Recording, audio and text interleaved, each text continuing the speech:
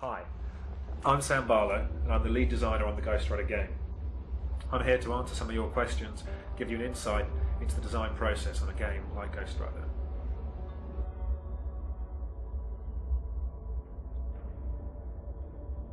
In my case, it all started with the comics. My boss came in and said we're looking at making a Ghost Rider game, at which point I got quite excited. So at that point I went away and I read the rest of the comics, every single one of them. Then I read the script for the movie, chatted to some of the movie guys, got a feel for what they were doing with the movie, the sort of horror western. And we then got together with the publisher and we brought in two Marvel writers, Jimmy Palmiotti and Garth Ennis. They were on board to come up with the storyline, some of the setting. So we had this big roundtable discussion during which you decide what stuff is definitely going to be in the game. It's all very high level. Ghost Rider has to ride a bike at some point. You never want to play as Johnny Blaze. It's never quite as much fun to play the alter ego. I think from day one we wanted to always be the Ghost Rider. Because we were going for a sequel to the actual movie storyline, we wanted to draw in some of the characters from the comics. This is the first true Ghost Rider video game. So we wanted to make sure that there was a bridge between the movie Ghost Rider and the comic Ghost Rider. We wanted to draw in some of the elements from the comics. Jimmy drew up this big long list of the characters. In fact, his idea was to pull in the exploding sharks.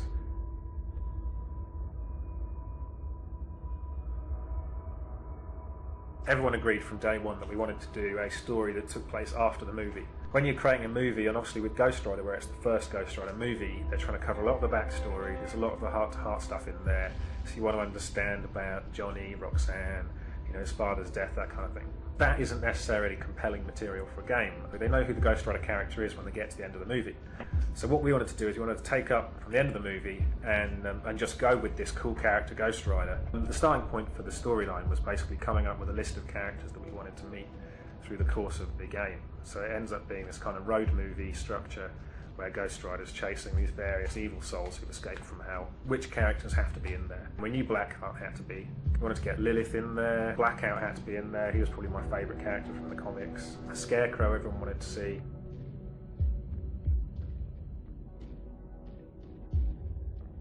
I think for me the one I really wanted to see in there was Zodiac. He was this kind of green guy with a big cigar who was a serial killer superhero. We wanted to get some of the cooler Lilin in there. We kind of paid tribute to them with the actual Lilin Scythe Beast character who's in the game. Deathwatch turns up on the PSP in multiplayer. I'd have loved to have seen him in there as a boss fight. Probably for me, the one character who I absolutely wanted in the game and isn't in the game and would definitely be in there if there was a sequel was Death Ninja. He was one of Deathwatch's ninjas, but he died and he came back again. And he was this weird supernatural zombie ninja. To me, that's the epitome of a game character.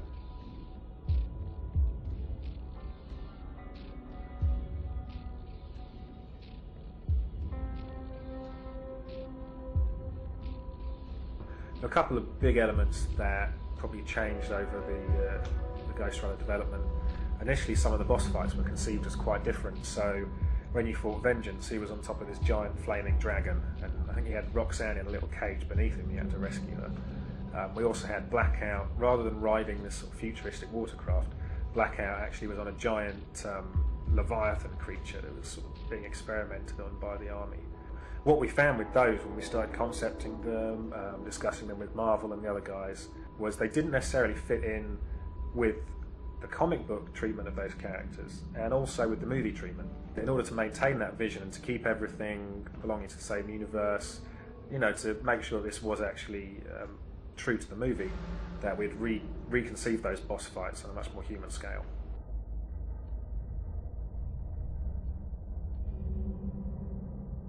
Yeah, that was a lot of fun. We initially had the meeting with them out in New York and met them face to face. And then throughout the project we spoke on the phone through conference calls and various emails. I think one of the interesting things actually working with Jimmy and Garth was seeing how the different writers responded to the character of Ghost Rider, how they both had quite a different comprehension of what the character was. Garth, he kind of came at it that Ghost Rider was almost this medieval knight character. It was this sort of search for vengeance and redemption. But Jimmy sees what's cool about Ghost Rider to the kids, it's a biker superhero, it's a guy in biker leathers who drives a cool bike and beats people up. Garth really likes his gore. So obviously the Ghost Rider movie is a teen-rated movie, so the game has to be a teen-rated game. We'd get these scripts back from Garth. Love what you've done here, this is brilliant. Ripping Caretaker's face off. Crucify Caretaker. I don't know if they had issues with that character or something. impaling people on church steeples, burning people at the stake, eye gougings. We're not really sure you can do that in a team-rated game. We'd ring them up and we'd say, Garth, I'm sorry, we can't crucify the caretaker, we can't impale him on a church steeple, you know, we need to tone this down a little bit. Jimmy kind of took on the role of the elder brother who sort of kept Garth under control and helped us tone down some of the script. So it was interesting seeing the two of them work together in producing the script. I think with Ghost Rider we've got a nice balance where as you go through the game you actually feel like you're becoming more and more powerful, like a superhero. It's much more about letting the player have fun, letting the player feel really powerful against all these stupid enemies. Another aspect I'm really happy with is the kind of the fighting engine that we've developed and how that feels to play. You know, the game's all about stress management. Come home from a hard day at work, turn on Ghost Rider, power it up, bam, hitting guys, bam, hitting guys. You pick up the controller, you press bang, someone gets hit, bang again, someone else gets hit. You know, whenever you press a button, instantly you want something to happen. And that's the kind of game it is, and I think it works like that. We decided early on was to avoid having much in the way of puzzles. It always strikes me as a bit odd when you have these super powerful characters take on giant 20-foot tall demons, but you know, he has to run around and push blocks, tiptoe across a rope or climb up a ledge, push lots of blocks around to make a nice pattern or something. For me that kind of ruins this whole thing of being a super powerful dude. And I think we've achieved that with Ghost Rider. One last thing, if I can get another thing in there, that if you win the game, you then unlock Blade, and you can play through the whole game as Blade. And he plays slightly differently. He can't absorb health from fire, he has to suck the blood out of the demons, that kind of thing. But it's really nice to have this completely different character in there. You know, he's always in the comics meeting up with Ghost Rider, and he's one of my favourite comic characters. So the chance to do not only Ghost Rider, but do Blade as well, was a dream come true. Well, thanks for your time. I hope you enjoyed listening to what I had to say and enjoyed playing the game. Bye.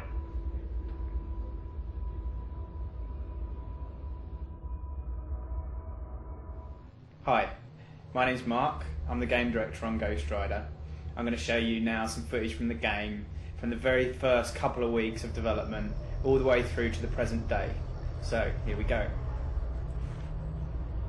So what you're looking at here is like 1 week into Ghost Rider production, where we're literally getting the very first bike physics handling up and running and some really early bike rider combat. Here we're just experimenting with what might work from a gameplay perspective.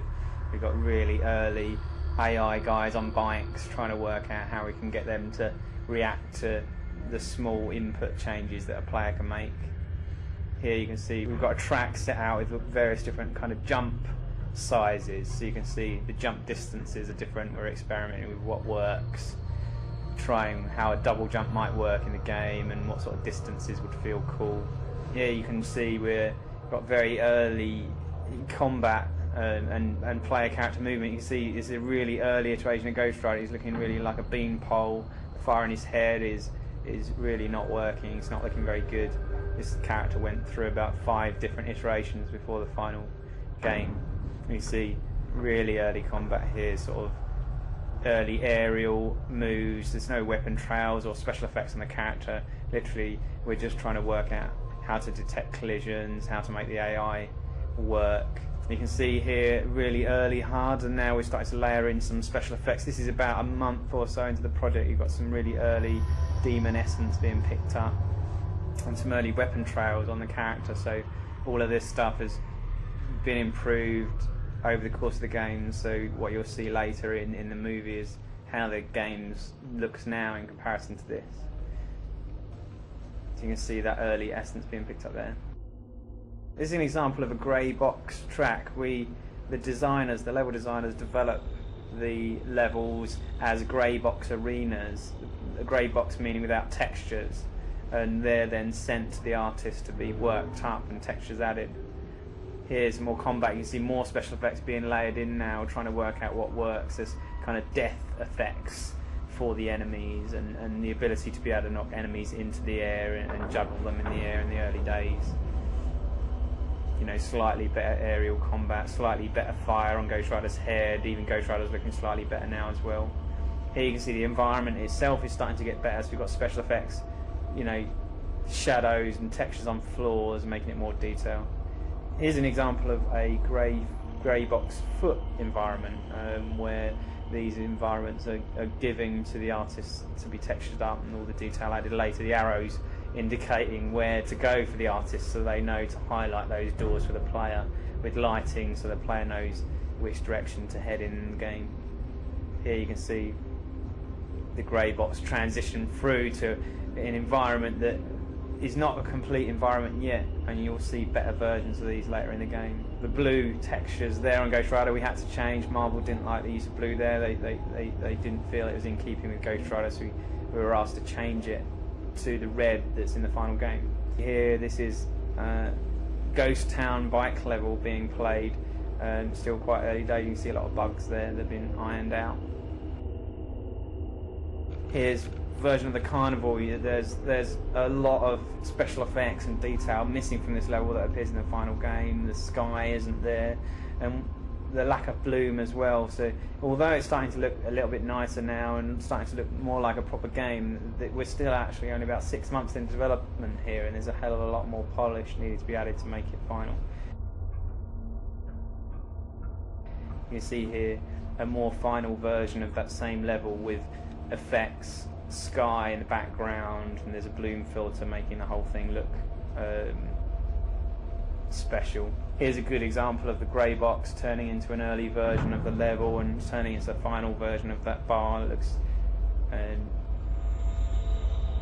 lot more detail and shadows and moving shadows added to that level. Again here, the big wheel you can see lacks detail, and then special effects, sky and bloom added makes the whole thing look really special. This is where we started to add cinematic moments into the game to introduce enemies to the player, so new enemies are introduced in cool ways. Loads of animated environment objects in this room. All this stuff was layered in kind of the last 4 months of development. This whole train sequence was a lot of fun to develop.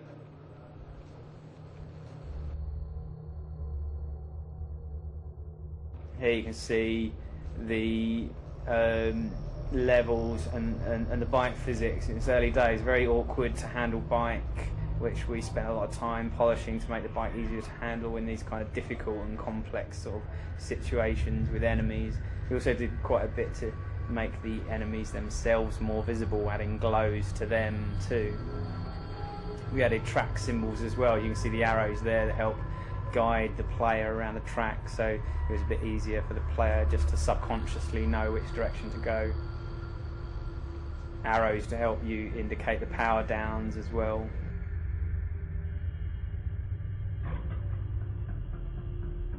Okay, this is a fairly early version of Wallow. It was our water elemental. You see in the final game this is changed to this kind of techno Wallow that teleports and fires these huge beams of electricity at the player. We felt that the character needed complete rework, and we're really pleased with the final result, the teleporting. Thanks for watching. Hope that's given you an insight into what it takes to make a game like Ghost Rider. Hope you've enjoyed playing it as much as we've enjoyed making it.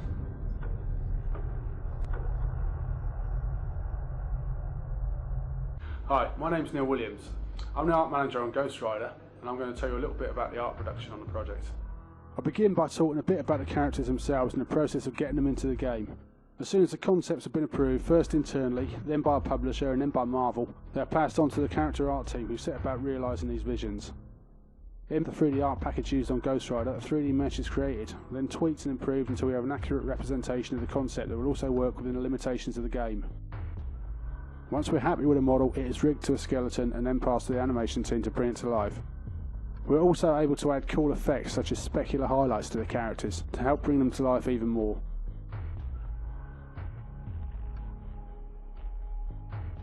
We're going to talk a bit about the levels that we created for Ghost Rider now. The first stage of development is pre-production, during which the content and design of the game are thrashed out and scheduled. During this period, the art development on Ghost Rider began with a collection of reference materials from various sources, including traditional sources such as Blake, Goya, and John Martin, as well as a range of more contemporary sources such as Beksinski, Barlow, and other such artists. We combined these influences with a comprehensive set of concept works that we received from the film and added a dark, gritty edge imbued with a sense of desolation and abandonment to enhance the feeling that these locations are bereft of ordinary citizens and are now home to the darker denizens of the Ghost Rider universe.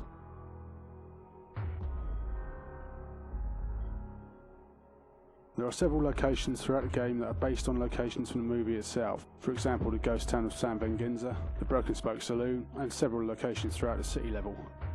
These references give Ghost Rider the game continuity with the film, but as it is set chronologically after the film, we're able to incorporate a few more fantasy-based locations as an acknowledgement of the character's comic book origins, such as Mephisto's Hell and an abstract take on the Quentin Carnival. In these instances, we're able to let our artists' imaginations run wild, with sometimes disturbing results. Because of the scope of the project and the tight time frame, there were a few casualties along the way. Probably the most lamented by the team was a level set amongst the windswept cornfields and trailer parks of a mythic American Midwest, culminating in an epic battle in an old disused barn being literally ripped apart by a rampaging storm. The process of creating the levels themselves, after all the concepts and on-paper designs have been agreed, is a production of the Grey Box. This is created by the level design team and is essentially an empty shell of the level, incorporating aspects such as the in-game camera movement and playable area. Once this initial phase is complete, the environment artist takes over production of the level and focuses purely on the visual aspects of it. The first step is to build a new mesh with a suitable polygon structure that will allow the artist to proceed with the next stages, texture mapping and then vertex lighting. Background effects played a big part in bringing the levels to life. These were incorporated into the level by our environment team. Special effects is a burgeoning discipline in the video game industry, and it's an area we knew from day one we had to get right for Ghost Rider. Some of the cooler effects in the game were created for the boss levels, for example, as Ghost Rider pursues vengeance up the Hellscraper amid a maelstrom of frenzied attacks and explosions whilst the environment disintegrates around. Tools used were written in-house to the specifications of the artist using them, and so were tailored very well to creating exactly the visual effects extravaganza that we wanted Ghost Rider to be.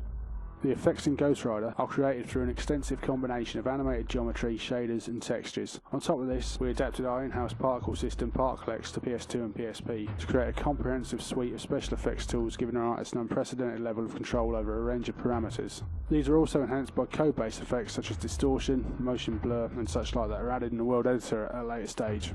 A great emphasis was put on creating strong effects for Ghost Rider's attacks, yielding some truly spectacular results. Once a player has progressed through a few levels, acquired some demon essence and brought a few upgrades in the caretaker's shop, then they will really see what Ghost Rider is all about as they uncover a range of progressively more wild and devastating moves. Okay, thanks for listening. Making Ghost Rider has been a lot of fun, so I hope you have a lot of fun playing it. See ya! I'm the art director here on Ghost Rider. One of the things about this project, it's been really good fun for character development. One of the great things is Marvel's actually given us a lot of leeway. We've been able to take their own characters, they've allowed us to redesign their characters. Some of them are a bit more faithful and some we've actually driven off in our own directions. You know, taking on the film's influence as well as the direction we wanted to push it in. So it's been really good fun. As you can see with some of these guys we're just about to have a look at. So one of the examples there is the Scarecrow. When we actually looked at the comic version, he's quite dated. You can see from some of the artwork. He's looking very monotone, looks like some dude in pyjamas there. We were lucky enough to actually take a lot of the themes that come through in the movie, because the movie's taken a real Western kind of horror take on the actual Ghost Rider universe. So that's something we took as inspiration for driving a lot of the characters. So our version of Scarecrow has taken on the Western theme, a lot more of the horror's gone into it. We've really accentuated the real kind of psychotic side to the Scarecrow. Lilith's one of the other characters from the Marvel universe. Again, a good example of, she did actually get redesigned through the sort of comics. She went through a whole range of changes, but something that was consistent was the large sort of V head, and she's a very kind of a dated vampire woman there. So I think a good example of how we've made it a lot more contemporary, gone down this kind of a gothic biker chick kind of look. Like Ghost Rider, the movie's got its own bike. For the movie, they've totally redesigned it. Again, in the comic, it was a very dated kind of 80s look. In the movie, they've gone for a much more modern, metallic, kind of almost Geiger-esque finish. That's something we kind of keyed on off the game. So as well as combat, there's a lot of bike action. So we actually had to create a lot of our own motorbikes for our actual characters, but obviously taking that fantasy element a lot further. So for people like Vengeance, we've taken that kind of theme from his design into his motorcycle. And same with Lilith, coming back to Lilith, she's got this very kind of slick, goth chick style design. As well as the more famous catalogue characters in the Marvel world, we've actually designed up some of the less famous characters. So we've actually got Death Watchers Ninjas and Muck Monster. Again, they've been really good fun to design. Marvel have been kind enough to give us a lot of leeway and actually redesign these characters, so they've kind of strayed quite away from the preconceived designs. One of the more encouraging things about the designs we've done here, Marvel have actually taken some of our own designs, like Scarecrow, Vengeance. They've actually generated toys off our own designs, so that's gone down pretty well. So cheers for listening, and I hope you've enjoyed our take on the Marvel characters as much as we have. Cheers.